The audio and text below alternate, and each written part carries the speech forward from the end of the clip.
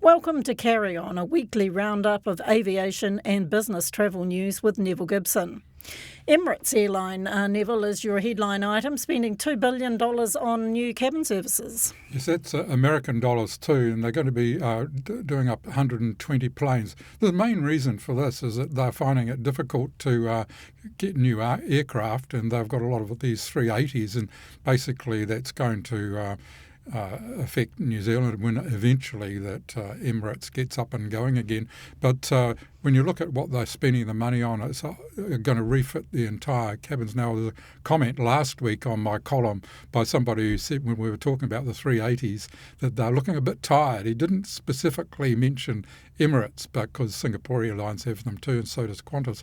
But it looks like they are in need of an internal refurbish. And it's also going to affect the menus.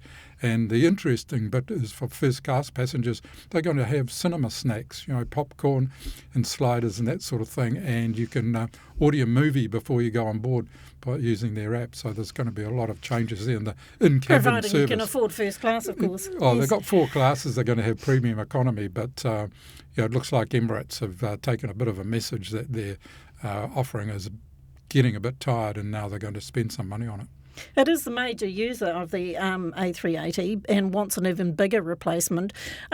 Is that common thinking in the industry, going big? Well, this is Sir Tim Clark speaking. He gave an exclusive interview for CNN, and he said that basically we want to replace our 380s, not because we don't want to downsize them, though. We want them bigger.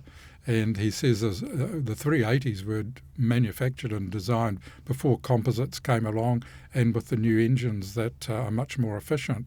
And so he's put this challenge out to both Airbus and Boeing to come up with them. He says the 777X, which Boeing hasn't yet delivered, and the A350 from Airbus, he says they're not really up to it because Emirates is the kind of airline that runs a hub, so it's not point to point. And so, therefore, they're carrying a lot more passengers. And what's more, their passengers are usually going on 2 legs. One is to get to Dubai and then fly to Dubai to somewhere else. And, of course, Kiwis are a big part of that market. Mm-hmm. Western Europe has become the largest aviation market? They've just had a fantastic summer for tourists there. I mean, every second New Zealander I know seems to be in Europe. And now really compared with North America, where they've had a lot of problems, and it's still really a domestic market there. But in Western Europe's gone up in terms of seat capacity. That's how it's being measured this time. And you're leaving out the whole of Eastern Europe, which of course is probably pretty heavily affected by the war in Ukraine. But it's interesting to see that Western Europe's got a lot of these discount air operators, and it's all go there. I should imagine a bit of pent-up demand from people, though, too, in that market. Huge. I think the holiday traffic there, I mean, I've been looking at Facebook, looking at the pictures people have. They've had perfect weather, even if that's been a bit cruel to the farmers and that sort of thing. But Europe's really been driving world tourism at the moment.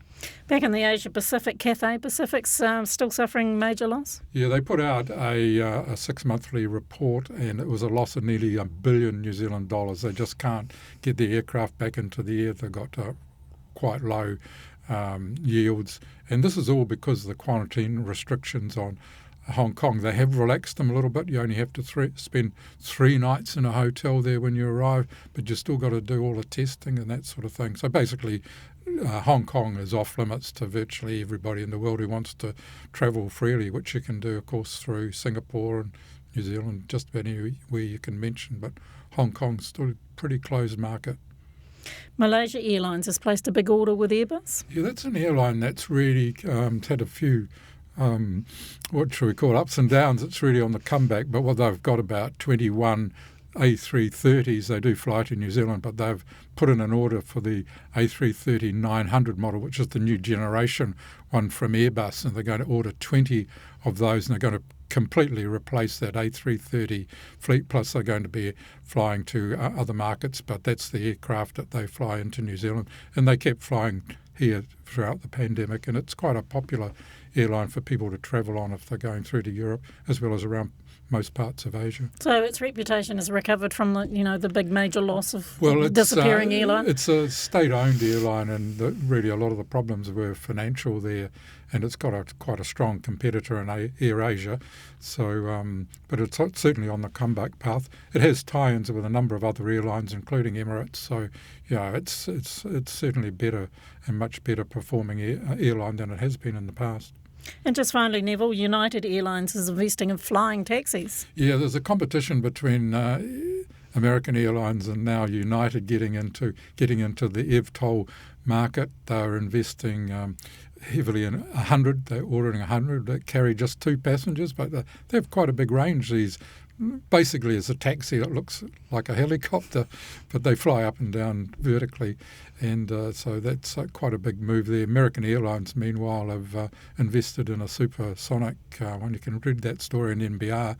So that's both these major airlines in America are looking at other forms of air travel that make it more convenient once you arrive at an airport or you want to fly supersonic. That's coming up.